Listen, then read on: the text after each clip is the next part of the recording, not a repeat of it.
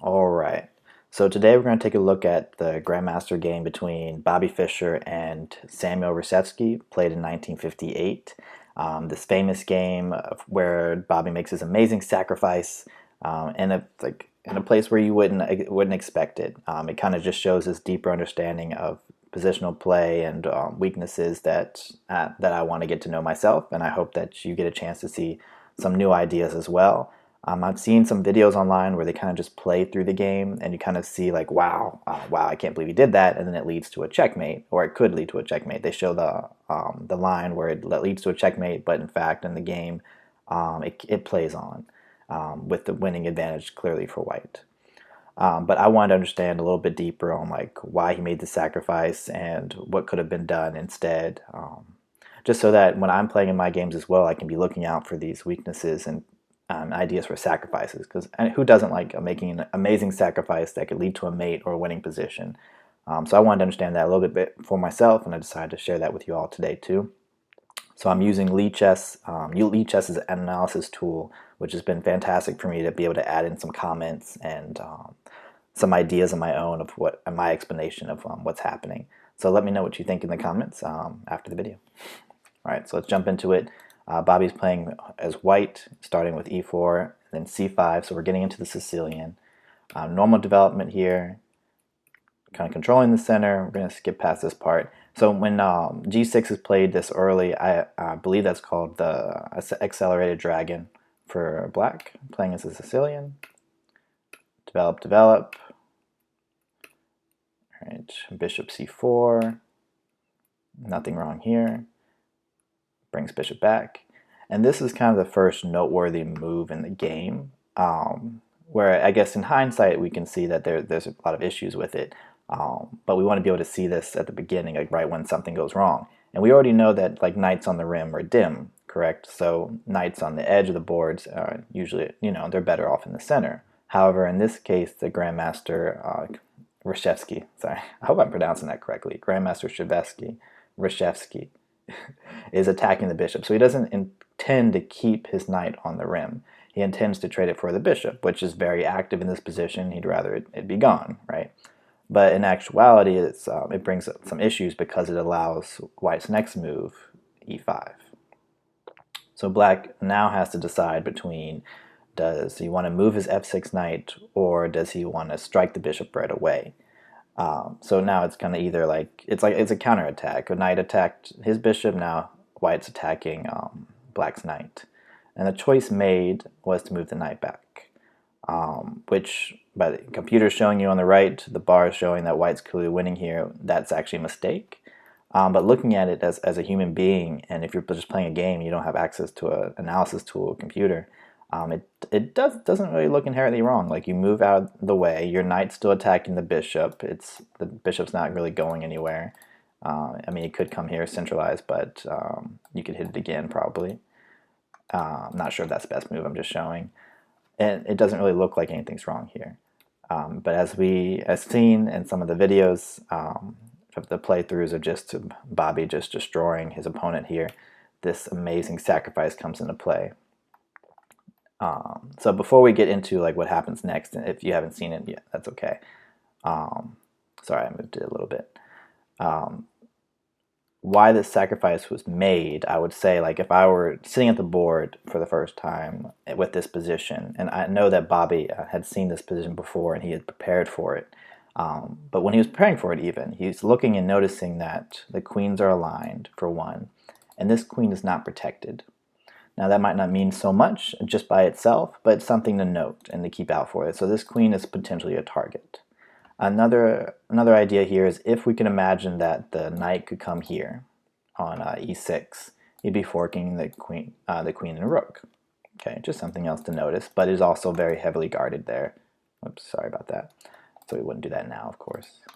How do I get the arrows to go away? That's not letting me. Okay.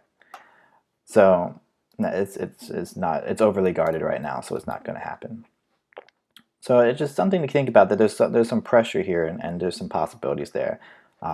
Personally, at seeing the board for the first time, that this is not something I would see, but it's played, And this is what happens. He decides to take back with the king. And my first thought is, wait, why not take back with the rook, right?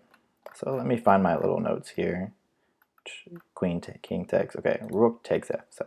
So remember what we said about knight playing to e6? Well, that's actually possible now that this pawn is gone. Now, this pawn is not really defending that square, because if we did play here, if the pawn takes, remember the queen is aligned with the other queen. And now the queen can't actually escape because this square is guarded and this square is guarded. So now the queen just falls. And it's, I mean, fantastic sacrifice. So taking with the rook is not an option. So he took with the king. Let me get back to my notes. King takes f7. Okay. All right. So now he plays knight to e6 anyway. Still the same idea being you can't take with the pawn because you lose the queen. If you move here or here, you lose the queen. So the queen is stuck. Now, in the real game, I believe Reshevsky ended up taking the knight anyway and accepting the loss of the queen. It was down the exchange for a queen and a pawn versus a knight and a bishop. But as we are very curious to see what would happen otherwise, because Bobby, of course, went to go on and win the game with that clear lead-in material. What would happen if he took here? Well, actually, it leads to a mate. A very, very interesting mate. So king take e6, and we want to play queen to d5 because we were preventing the king from coming back into f7 and trying to protect himself. So we don't want him to escape, of course. We just sacrificed a piece. All right, now next, only move, now that the queen is controlling those white squares. And there's several options here. Just the one I'm going to show is it's a pawn to g5. Just kind of moving the king closer to the edge of the board and away from his pieces where he's less protected, and he has no safe squares until we can trap him and mate him. Okay. All right, throw in another check. If we notice here, we can draw some lines. All the dark squares here are controlled, controlled, controlled, controlled. And not that this really matters as much anymore, controlled. And the queen has possibilities to come down here as well.